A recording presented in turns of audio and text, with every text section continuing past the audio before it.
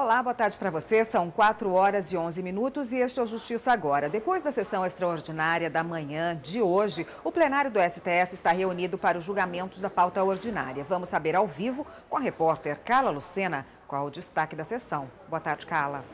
Olá, Érica. Boa tarde para você, boa tarde a todos. E agora, na sessão à tarde, os ministros retomaram o julgamento de duas ações que tratam da constitucionalidade das conduções coercitivas, que é quando o investigado ou réu é levado para depor e depois é liberado. Esse tipo de condução está suspensa em todo o país desde dezembro de 2017, quando o ministro Gilmar Mendes, que é o relator das duas ações, proibiu as conduções coercitivas. Na sessão de quinta-feira da semana passada, o ministro Gilmar Mendes voltou a reiterar o mesmo argumento da época em que concedeu as liminares, de que as conduções coercitivas ferem o direito de locomoção e também da presunção da não culpabilidade. O ministro, na quinta-feira, disse que as conduções deveriam ser proibidas definitivamente. Hoje, o ministro Alexandre de Moraes foi o primeiro a votar. Ele disse que as conduções coercitivas são legítimas, mas que antes deve ocorrer uma intimação prévia. E caso o investigado não cumpra essa intimação, aí sim a condução coercitiva poderia ser aplicada. Vamos acompanhar um trecho do voto do ministro Alexandre de Moraes. O réu, ele não tem a obrigação de depor, não tem a obrigação de falar a verdade. Mas ele também não tem, a meu ver, o direito de se recusar a participar de um ato de investigação, um ato de persecução penal previsto de forma regulamentar no devido processo legal. Em seguida, o ministro Edson Fachin também votou. Para ele, é constitucional a condução coercitiva. E agora, na volta do intervalo, se manifestam os demais ministros da Corte. Lembrando que a cobertura completa da sessão plenária de hoje você acompanha logo mais no Jornal da Justiça, segunda edição. É com você, Érica. Obrigada, Carla. E a Polícia Federal deflagrou no fim da manhã uma operação contra o contrabando de cigarro. A repórter Aline Barcelos tem as informações. São cumpridos 53 mandados de busca e apreensão e 22 de prisão nos estados do Rio Grande do Sul, Santa Catarina e Paraná. O inquérito foi instaurado em Chuí em setembro de 2017, a partir de uma apreensão de uma carga com 70 mil cigarros contrabandeados que seria distribuída no Uruguai, país onde o valor dessa mercadoria é mais alto do que aqui no Brasil.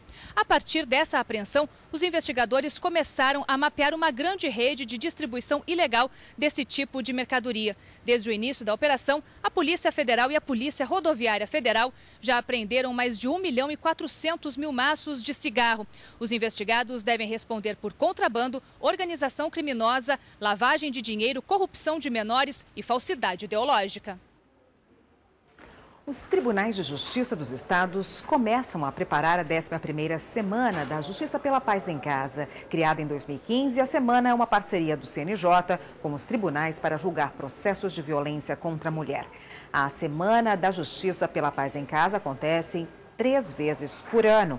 Em março, para marcar o Dia da Mulher, em agosto, em comemoração à promulgação da Lei Maria da Penha, e em novembro, durante a Semana Internacional de Combate à Violência de Gênero. A partir de hoje, a TV Justiça divulga uma série de vídeos sobre a Justiça pela Paz em Casa. O primeiro tem uma entrevista com a ministra Carmen Lúcia, presidente do Supremo Tribunal Federal e do Conselho Nacional de Justiça.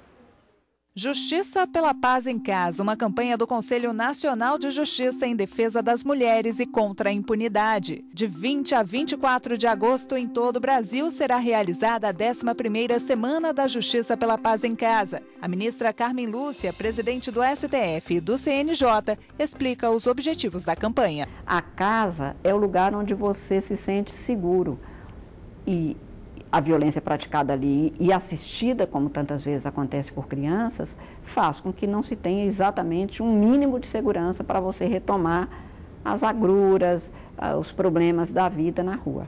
Então, este programa teve exatamente a ênfase de levar aqui esse tipo de violência precisa ser respondida prontamente. Eu acho que correspondeu na medida das necessidades do próprio Poder Judiciário, porque a resposta que eu tenho sempre é, por exemplo, para a realização de júris, que é a ênfase nessa 11ª semana, é que nós temos um acúmulo enorme de júris por serem feitos.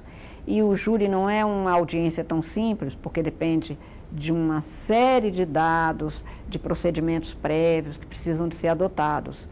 Então, ainda há muito por fazer, mas dentro daquilo que era o início de providências para criar, por exemplo, varas de violência contra a mulher, varas especializadas, foram criadas muitas varas e no encontro com todos esses juízes, nós verificamos que eles hoje se sentem mais olhados pelos tribunais, o que não era há 4 anos atrás. Então, há uma multiplicação de providências sociais que foram sendo tomadas por aqueles que viram algo que não estavam sob os olhos dele, porque a violência contra a mulher ainda é muito invisível.